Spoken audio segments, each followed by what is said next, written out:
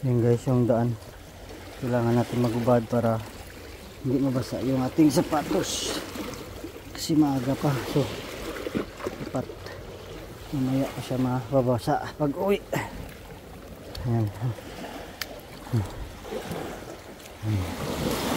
So, mabalod siya.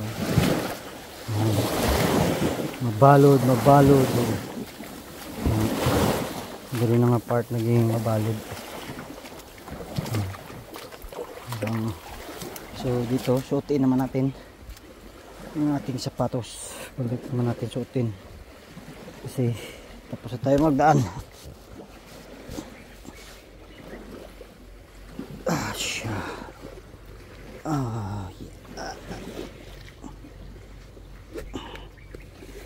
Balik natin yung ating sapatos. Yan yung dinaanan natin guys.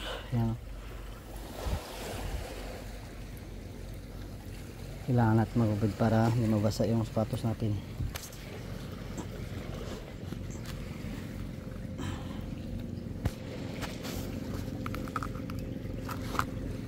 Yan yung ating dinaanan. Oh. Yan. So,